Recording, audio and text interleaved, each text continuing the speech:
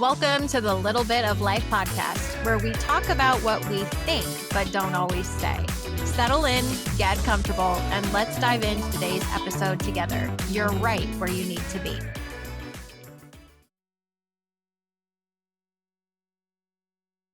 Abigail was much different than the other siblings. She was very close with me. You know, she's the one that wanted to be with Dad all the time. Daddy's girl.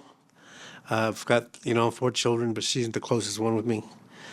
And she always wanted to be around me. She wanted a nickname for herself, and I used to call her Mi Amor, which is my love in English.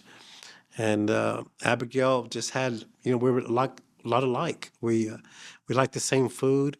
We enjoyed the same things. And so she was with me all the time. She's the youngest of 3. I have 2 older children. They're all close in age. When I had her, my son was 3, my daughter was 1. So I had 3 under the age of 3, and she, the feisty one. Yes, she felt like she had to fight for everything, and she didn't have no issues fighting with them, being her own self and everything. So she definitely was funny and silly and attitude since she was little. Just full of life, smiled all the time, loved to be silly and fun. I'm a hairstylist, and I've always did great things to my little girl's hair, even when as young as 7 or 8. Pink, purple, blue, just fun stuff, highlights. And so when she got older, she was kind of used to that.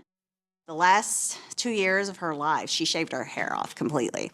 And we bleached it blonde, and she had green, purple, blue, pink, just loved to be her own person. And she loved huge eyelashes, even the ones that look like butterflies. She was just very animated, as you would say sometimes, with her makeup. She loved makeup. She was an artist. She loved to draw. She just was one of these people that was into everything.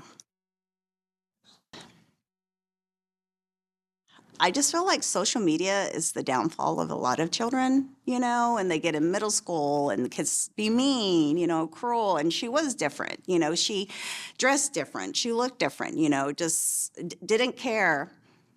How could I say this? My husband always says this way. It's like for someone who hated negative attention, she brought attention to herself, like the hair color, the piercings, tattoos, she just was very expressive. When she died May before her birthday, her 19th birthday, which was September 4th. About a year before that, she met a guy through a friend, I think. He was a couple of years older than her, and they just hit it off. We met him. My husband we talked to him. We were around him. We knew who he was. Trusted him, and she goes, "Mom, we're just friends. We're not dating or anything. We're just friends." And she didn't have a car. So he always relied on him, and he would take her, they'd go eat, they'd go here, do things all the time. And so we just kind of trusted him because she trusted him so much. And for a whole year, they were friends, they hung out. And this one night, he called her and said, "Hey, let's go out and hang out." And she said, "Okay." And it's like she left at 6:30. And last time I talked to her was, I think, at 7:30. And after that, silence. My thing to her is when she turned 18, they want their freedom. I said, "You can have all the freedom you want, just as long as your location is on and you respond to me every time I text you or call you. I need to hear from you like within the hour." Try to be strict on her because I felt like she had such a good heart. She believed everybody was good. She was such a giving person. People needed money. She'd buy people things. I mean, she was just so giving. She was just a loving, giving person. So she trusted all. So when 8:30 came around, I didn't hear from her. Text her about 9, didn't hear from her. I thought, there's something wrong. Because what young person isn't on their phone? They may not respond back to their parents, but they're on social media, right? Posting this or posting that. And what she did quite often. By 9:30, I didn't hear from her at all. Checked her social media note on there. Checked her location. She was still in the same place where she went to, but never responded. So I contacted her friend that took her. And at 9:30, I said, "Hey, I have a problem getting hold of Abigail. Where are you guys at?" He goes, "Oh, I dropped her off a long time ago." I said, "Dropped her off where?" "Oh, at her boyfriend's apartment." I'm like, "No, that's not her boyfriend, and that's not where he lives because he gave me an area. I'm like, well, can you please tell me the apartment number and the person who you dropped her off to? He's like, well, I have no earthly idea. She just told me to drop her off, and so I did. I was like, you picked her up, and we've told him this before. If you pick her up, you have to bring her home. I said, I don't know who you dropped her off to, but I need to know the address and exactly where she's at. So he goes, well, give me a minute. And so I was like, I just felt like something was wrong. I don't know mother's intuition, but I felt something was wrong. He gave me the address. It was about 10 o'clock by then, 10:30. I told my husband, I said, I feel very uneasy about this. I feel like there's something wrong. I woke up just out of sleep at 1:30, went to the restroom. I just started crying. I said, there is something wrong. I said, I looked at my phone. No communication from Abby. She's still in the same spot she was at. And I woke up my husband. I said, there is something wrong. I said, I have not even heard from Abby, and that is not like her. She always communicates. So I said, Adolph, I woke up my husband. I said, we got to go find her. I said, because I'm afraid something happened to her. So there goes me and my husband at 2:30 in the morning going to find her. And he called the police and told them, hey, our daughter's missing. You know, we're going to her location, and we're going to just try to find her. And the police were like, well, how old is she? She's 18, hasn't been 20. No, they said they couldn't help us. You know, she was over 18, and it hadn't been 24 hours. My husband's like, okay, well, I'm going to start knocking on every door here. So if you get a complaint, it's me. I went knocking on doors in an apartment complex looking for my daughter. So what I did is I had a picture of my daughter on my phone, and I would show the individuals each door I knocked on and say, hey, this is a picture of my daughter. Do you mind if I send it to you? But I did that for two reasons. Number one, so I could get people's numbers and do a run to check on their numbers when I got home to see if there was anything might have been weird with them. Everybody was willing to give me their number except one individual. We stay there probably for a good couple hours just walking around. 'Cause even though, look, the thing about locations, if you live in an apartment, it shows your location, an actual apartment, but doesn't tell you the apartment number. So we just crazy looking. And it was already 5 o'clock, and I had to go to work the next morning. So did my husband, and my daughter from college was flying in at 11 that day. So I was just going to work for a couple hours, leave and go pick her up from the airport. So we went home, slept, I woke up. My husband said, you know what, I'm calling you to work today. We got to find Abby because we still hadn't heard from her. I went to work, and I'm just like, Lord, just praying, please, please. Let her just, fell asleep. Let her just wake up. Because the interesting thing, though, is when we went at 3 o'clock in the morning, we called her phone. Even, if the phone's on silent, you can call through Facebook Messenger or Instagram or something, and the phone will ring. So the whole time we were there, for 2 hours straight, we called and called. All of a sudden, the phone went dead. It's like we lost our location. So we thought, well, maybe we blew it up too much and it went dead, right? And so I went to work. My husband called me. He goes, okay, I'm back here. I'll call the cops again. I'm going to try to find her. I'm like, okay, you have to meet up at this time, so we can get Apple from the airport. So, And then he was, 2 hours, and I picked up my phone to look at her location, and her location was back on. I told my husband, I called him because I said, Adolph, her location is back on. That is weird. He goes, I just left the apartments to come get you. I'm like, how can somebody's location, call the police and tell them her location is back on in this area? Because that's weird, right? The phone's completely off and now it's back on. I got a call from the Fort Worth police, which is a friend of mine. And this happened in Hearst, Texas. But he called me and said, hey, Adolph, we found a body. And I knew then. He said, he goes, are you driving? And I was like, I didn't want to hear what he had to say next. I said, please don't tell me. He said, we found a body. It's Abigail. And my whole life changed. So it was on May 13th, 2022, when my daughter was picked up by a so-called friend of hers and taken to the apartment complex. The apartment complex where she was at, my wife had previously been trying to get a hold of her that day. And so I believe it was about 6:30, 6:40, my wife called me and asked me, hey, I'm concerned about Abigail. But there had been no red flags, as a father. I didn't feel something odd was going on. I just thought Abigail was out. I knew she was upset. something had happened with her and her brother, but that's not why she left. She just went with a friend of hers, and they took off, and she never came home. But one of the things about that, though, is that, we asked that guy, where our daughter was, and he didn't give us, never told us exactly where she was at. He said he dropped off at an apartment. He didn't know what apartment complex she went into. He didn't know anything about what apartment, but as you can see in the video that I posted, he's walking in the apartment with her, and Abigail's behind him. So she's taking him to a friend of his.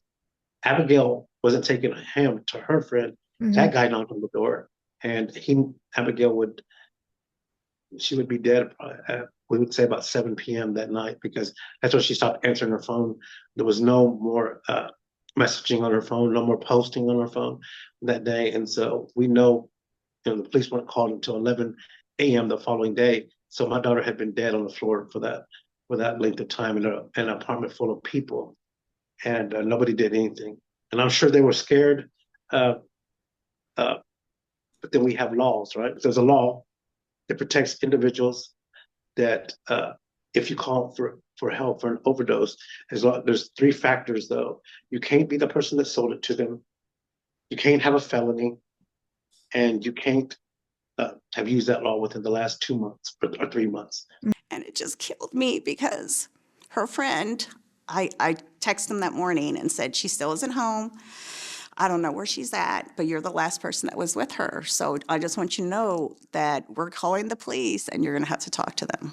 I said, because you're responsible for it. You picked her up and you never brought her back home. And still tell me, I am so sorry, I swear she was with a friend. I never thought anything happened to her. She's my friend too. Just swore to us that he had no idea where she was at, but he's willing to work with the police, whatever we needed. Well, my husband was at the apartments talking to everybody.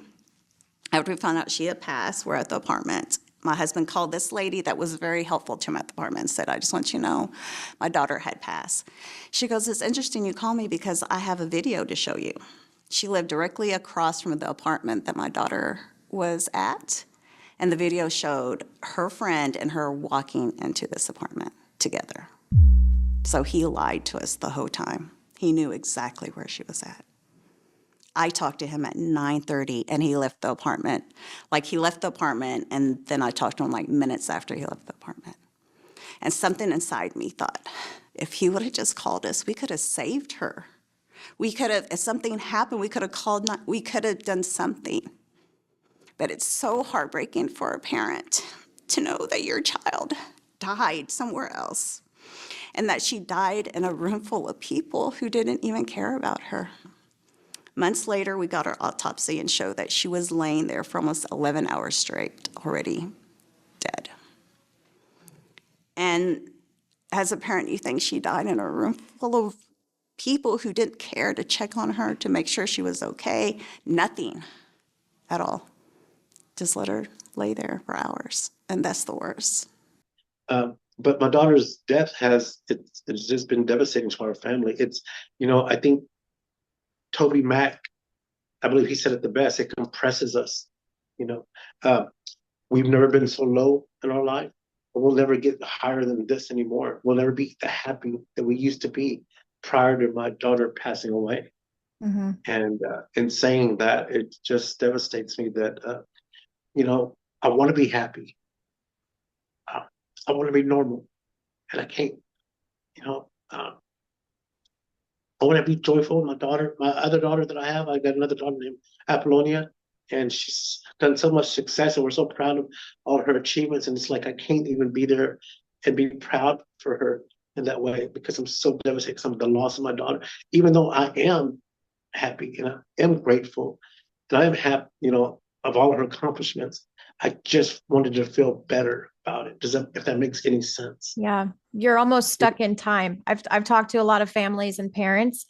You're stuck in the past because you can never get closure or move forward, but the present and the future still continues without your daughter there as a part of it.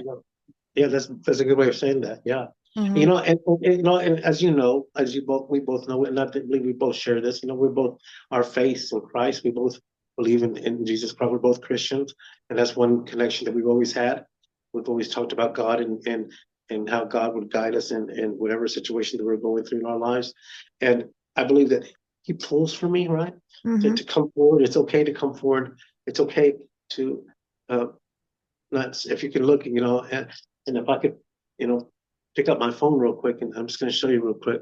But if you can just, this is my home now. It's like, uh, you know, and this isn't, this is what a grieving family member goes through, and so in saying all that, this is, I don't want to be weird about it, but I think that's some kind of normal. Sorry about that, but I think that is my normal right now. It's painful. It's very painful. I wish that we go out and we're trying to bring awareness, right?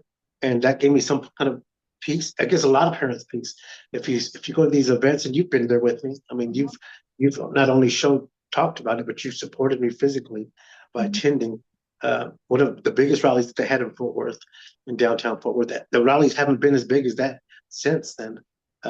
We've had one year after that, nobody showed up, and that goes to planning. That falls on us as parents also, to not planning correctly, or not trying to tug at the right people, like our mayor, or the police department. The one who did show up was Sheriff Wilburn. Wilburn. I hope I'm saying it correctly, and I'm very thankful for that. He showed up, and he gave a speech and asked us to all gather around, and I think that was something. At least he showed up, and his heart is there to help the parents, and as well as I believe I'm not really sure why Fort Worth didn't show up, but I'm not mad at them. I mean, like I said, I think we need to pull out the right person, maybe try to get in touch with the chief of police. But in saying that, I want to get sidetracked. But I thank you for your support. I thank you for everything that you've done since I've lost Abby. How we met was, it was just by God's timing, for sure. He brought two people together, and since then we just kicked it off and found out, what you did for a living, and shared my pain with you.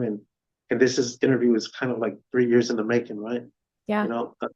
And I've seen the wonderful things you've done in your life, and I'm amazed. But when Abby's death has just overshadowed even deaths that we're going through right now. The loss of my parents, who I was close to. I cannot even feel the pain for my parents anymore, because my daughter's pain has truly is what grieving. Never experienced grieving as much as I thought. I thought I experienced grieving with my parents, but when I lost my daughter, I really truly experienced what grief was, and it's something that you live with for the rest of your life. And pain, constantly breaking down at work. I enter people's homes every day, and I weep, I cry, and thank God that He's never put me in the path of somebody that says, "Suck it up, man." And everybody that's been there's always hugged me and showed support for me, and asked how they can get involved if they want to show up at at an event. But I think that Abby was a wonderful young lady. She had a future. She was definitely different than her siblings. Abby was the kind that would, as her mother, Peggy, my wife, is a hairstylist. As you can tell in the video, how my wife spoke about how Abby was, she was doing Abby's hair purple and green, all these different colors at a young age. And somehow Abby adopted that part of it. Abby grew up at one time. Abby, as the video says, she shaved her head, and I wasn't very happy about that, but Abby was going to be Abby. That was Abby. She was strong-willed. But I knew my daughter's personality. I knew what kind of person she was. I knew, and I had this fear, that fentanyl being involved, that this coming around, and I don't know if I ever shared this, but a week prior to Abby dying, Abby used to hang out with me, and we were coming home. It was at 1:00 in the morning. It just me and Abby. We had to go to my cousin's house, play pool. Coming back home, and she's asleep, and I just had this fear over me, and I just started crying. I said, "Abby, wake up."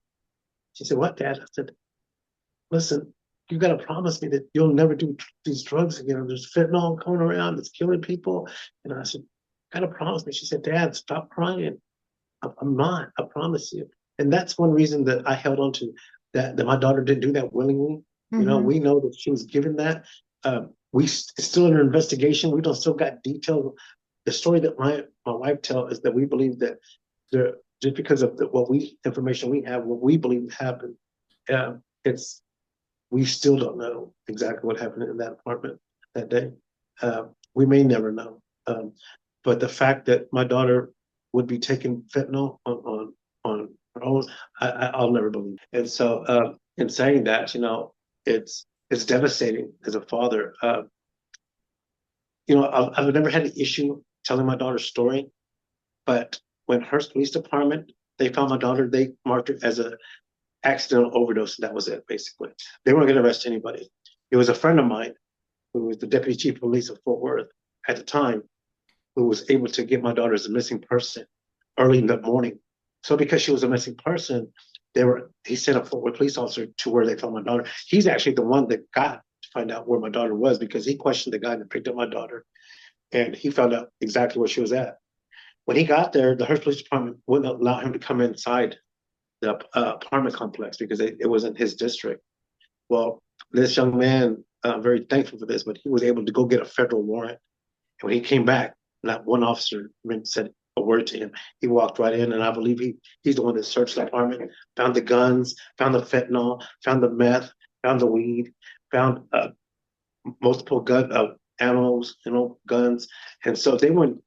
Hearst Police Department wasn't going to do anything about that. It was Mm-hmm. Fort Worth that did that, and that's why I'm so indebted to my friend as well as the Fort Worth Police Department for getting involved. And I hate to bring that up all the time because I think about the injustices that families that don't have friends that are Fort Worth police officers that don't get that extra you know push, and it's devastating. So I always try not to mention that because I don't want to hurt anybody else's feelings or people that have an injustice or that don't have people that are being arrested.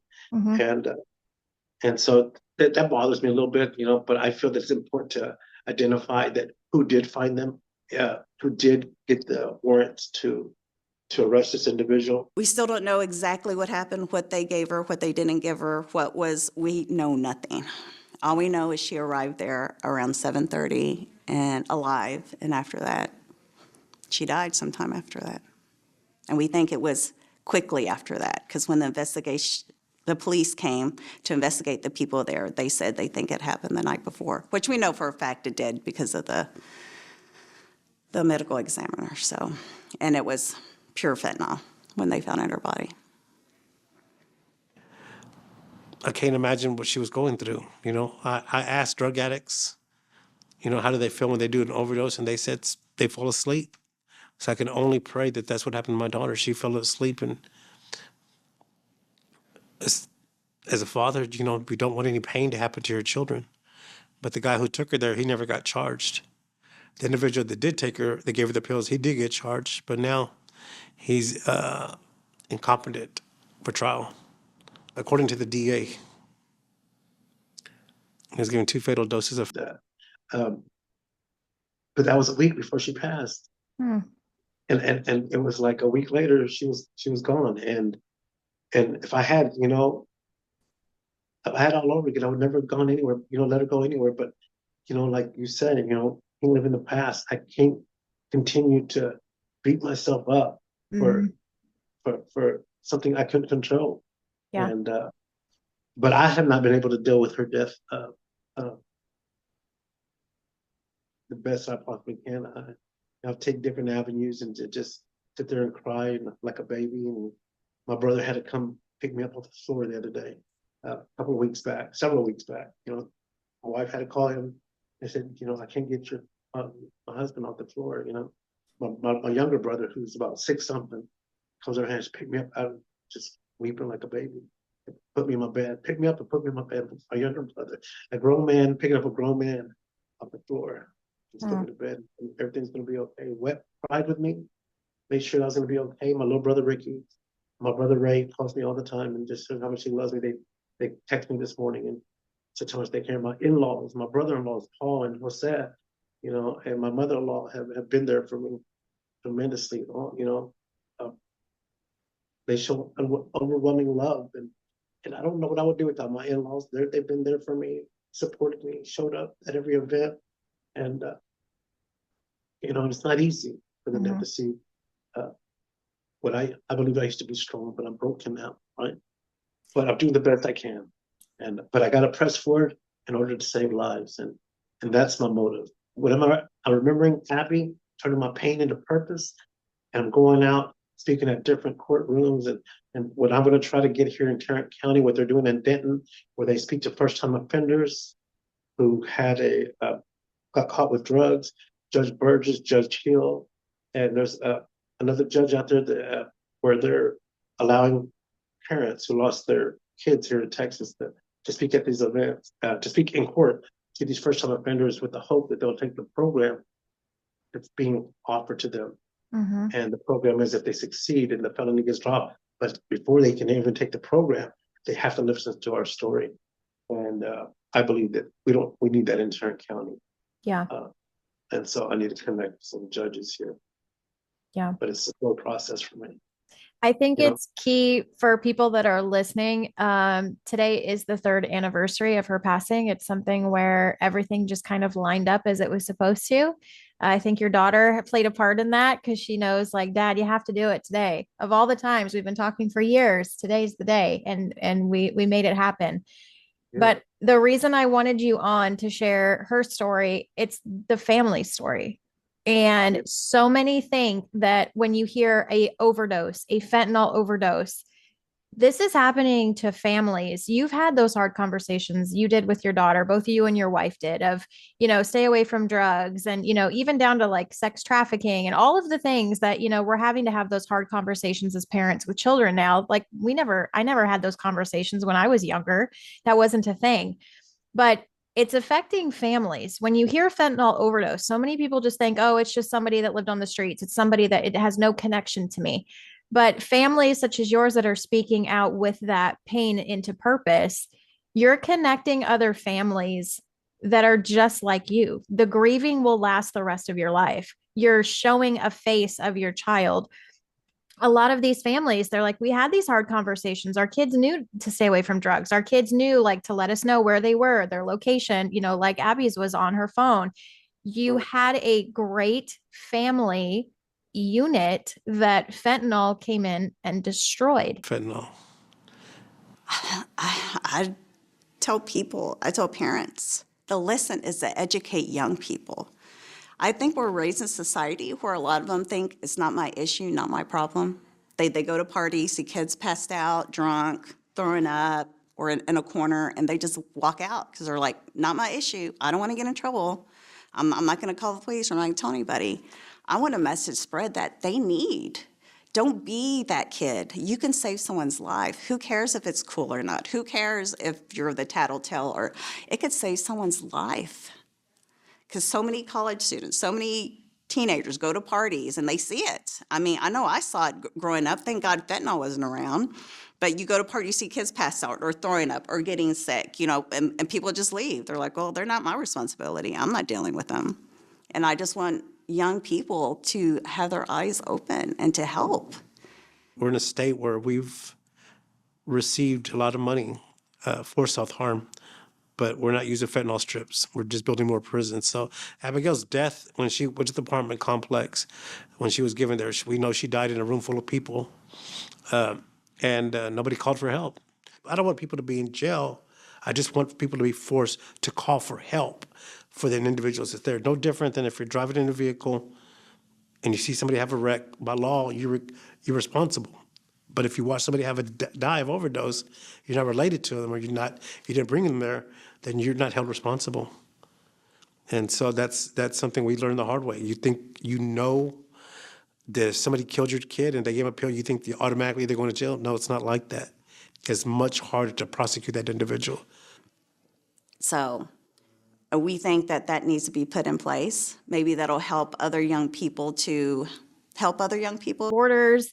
There is a huge rise in the fentanyl, but we're also seeing a downfall in Narcan, which is something that will save lives. We have a House bill right now. There's also a Senate bill that's trying to pass there's bipartisans. People are interested in this. There is a need for this. However, now, with RFK Jr. coming in, Trump's administration, there's a lot that they're trying to cut these types of funding that, there's only so much your families can do and talk about and share, your children's stories, that if it's not within the state and the county's approval for help, it's still going to continue. I mean, just in 2020, in the year, there were 883 people in Texas that lost their lives to fentanyl overdose.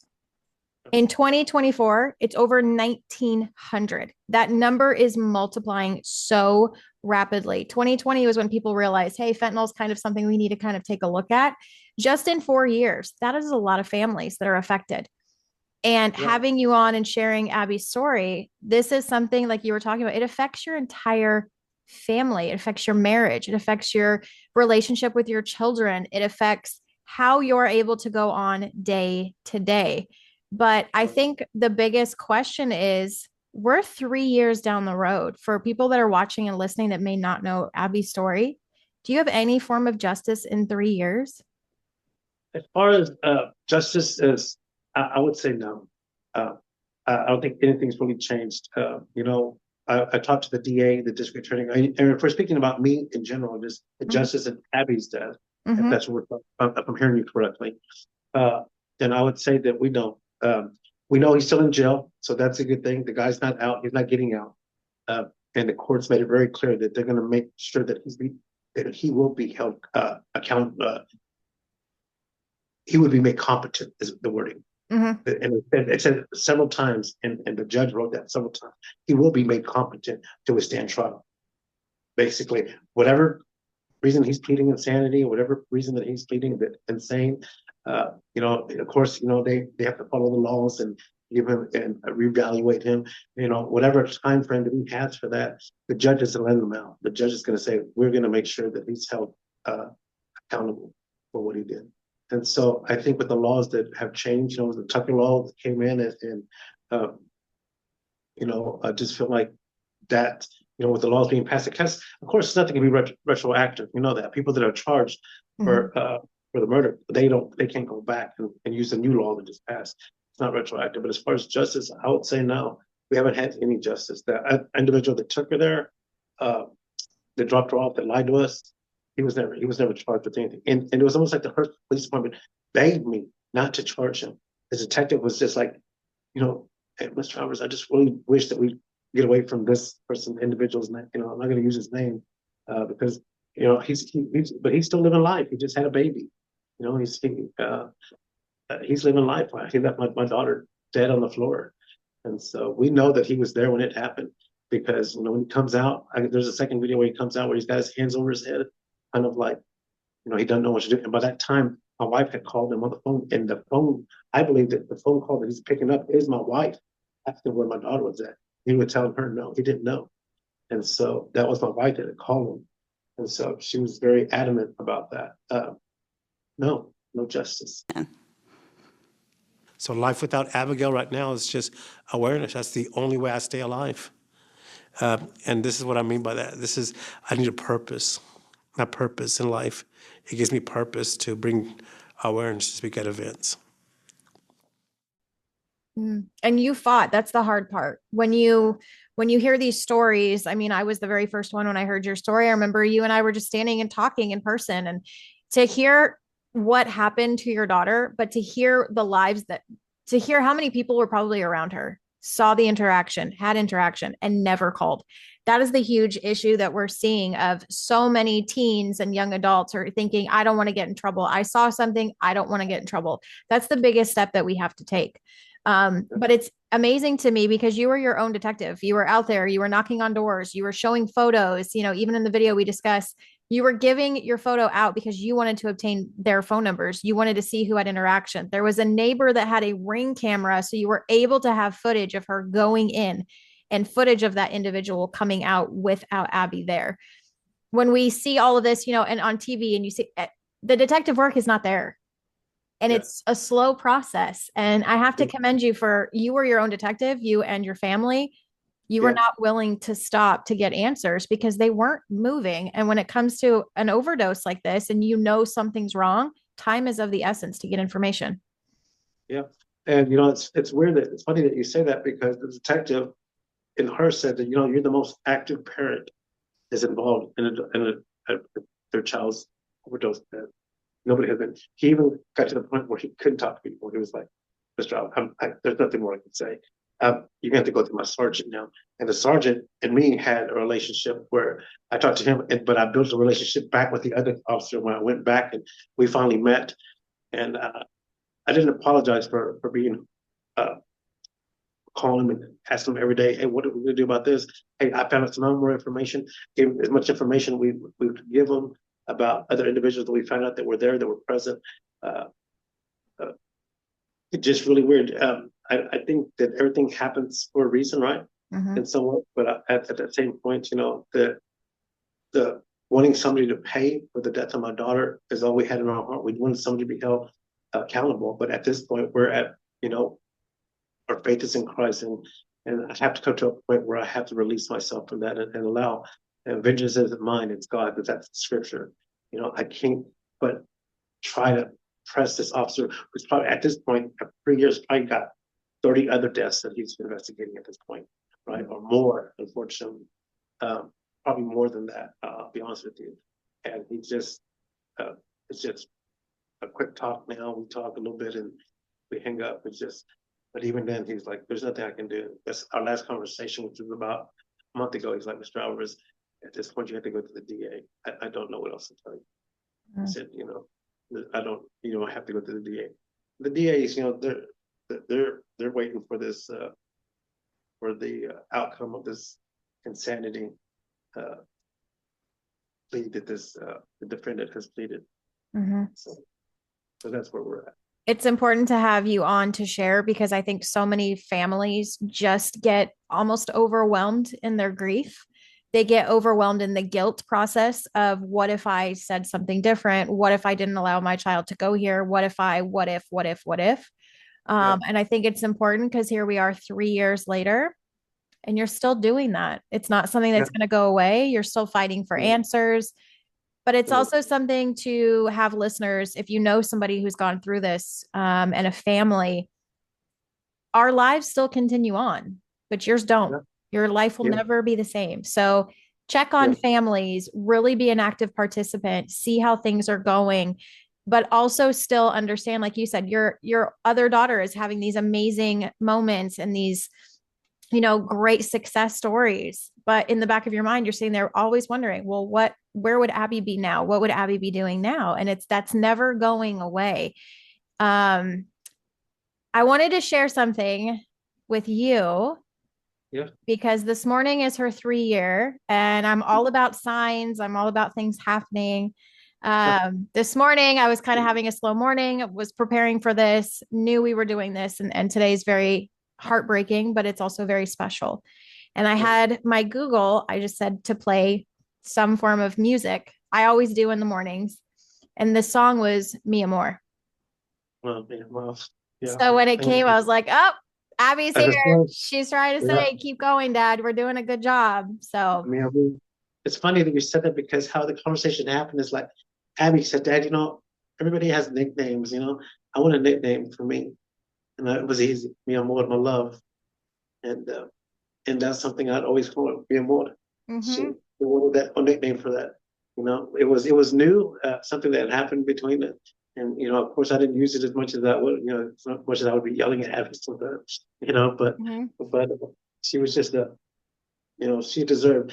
I'm so thankful. As I don't know how this may sound, but I'm just so thankful for the 18 years that God gave me with Abby. That He allowed me to be her father, and or me, my wife. This morning, we went for breakfast and then we prayed and said, "Thank you, God, for the 18 years You gave us with our beautiful daughter. Thank you. We appreciate. We're not mad at You, God. We just love You. We're just in pain. And I believe the Bible says that blessed are those who mourn, for they will be comforted." And so that's what we hold on to. God is the only one that comforts us. And He's the reason that we keep going, pressing for it. It's only because of Jesus Christ that we can get up in the morning and try to go forward. Yeah. It's the best day.